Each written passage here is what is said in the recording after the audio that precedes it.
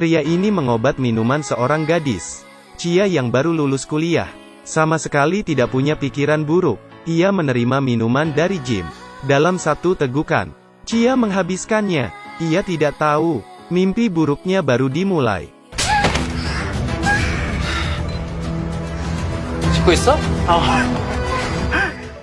Beberapa jam kemudian, Chia yang babak belur jatuh tersungkur di depan kantor polisi. Ia berusaha mengumpulkan kesadarannya. Tapi, setelah sadar, ia memutuskan tidak jadi melapor. Karena yang melecehkannya adalah artis terkenal, Avan. Satunya lagi adalah Jim si Playboy.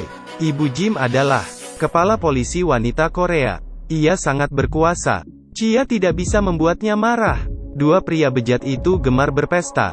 Suatu hari, Avan seperti biasa berpesta di villa pribadinya bersama teman-temannya.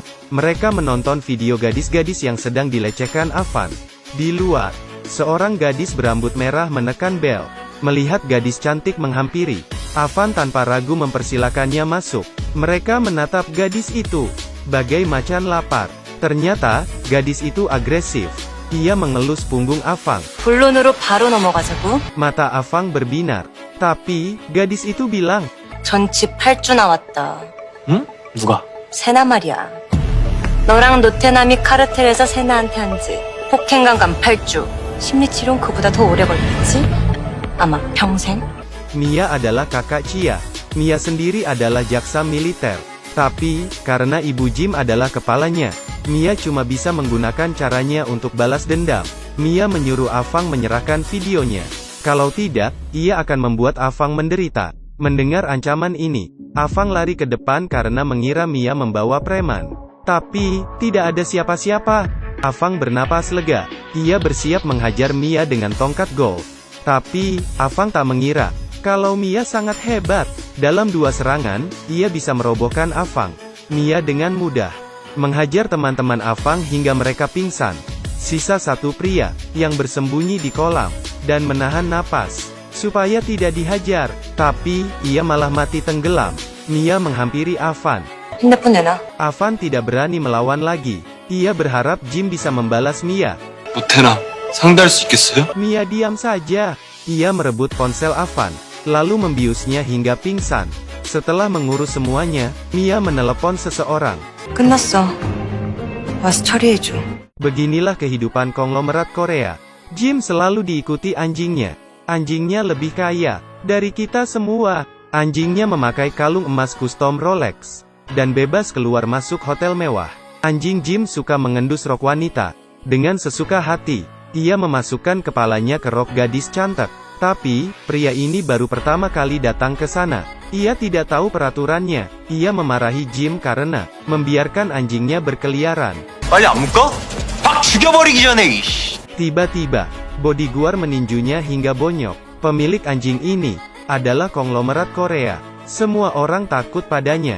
Ibunya adalah kepala polisi Korea. Tapi, kali ini Jim membuat marah seseorang yang lebih sadis darinya. Hari ini, pengacara tiba-tiba memberitahu Jim kalau Avan menghilang tanpa jejak. Jim yang panik segera menelepon Avan. Tidak ada yang menjawab. Jim mulai panik.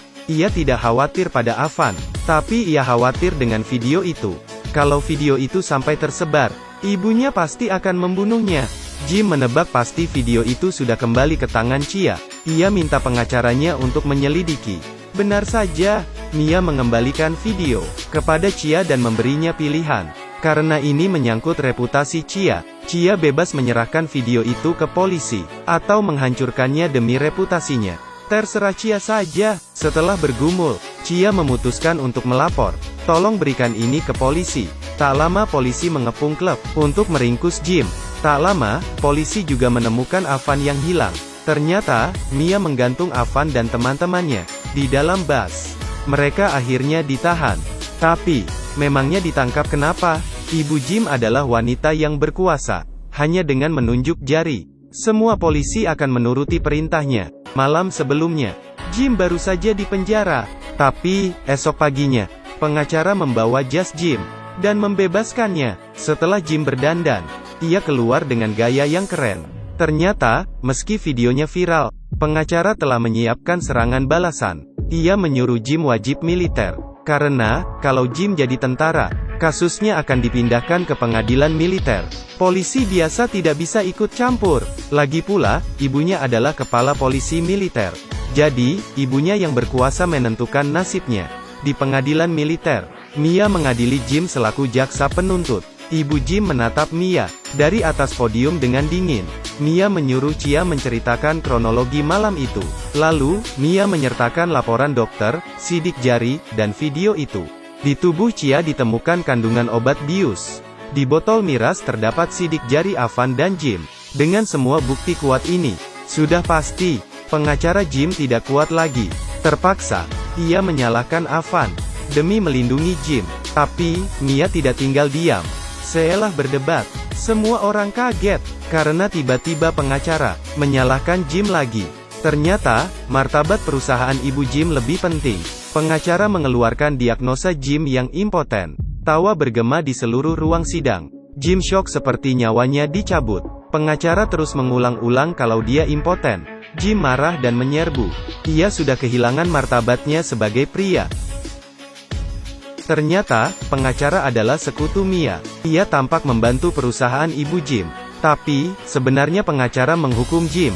Kehidupan Jim di markas tentara, tidak dilindungi ibunya. Semua tentara mengejeknya dan tidak ada yang mau berteman dengannya. Temannya bilang, makanan di sini menekan libido. Kamu yang bukan pria tidak usah makan. Makanan Jim dirampas. Pelatih juga mengejek Jim. Aku bawakan makanan ekstra untukmu. Saat dibuka, isinya belut hidup. Ini bisa menambah libidomu. Saat buang air kecil, bahkan satpam pun mengejeknya. Jim tidak tahan lagi. Tapi, satpam malah menghajarnya. Rasanya seperti menabur garam di atas luka. 네가 밖에서 회장일지 몰라도 여기서는 아무것도 아니야. 알겠냐? 용하는 새끼야? Perjalanan Jim menjadi tentara baru saja mulai. Selanjutnya, masih ada hidangan utama yang Mia siapkan untuknya.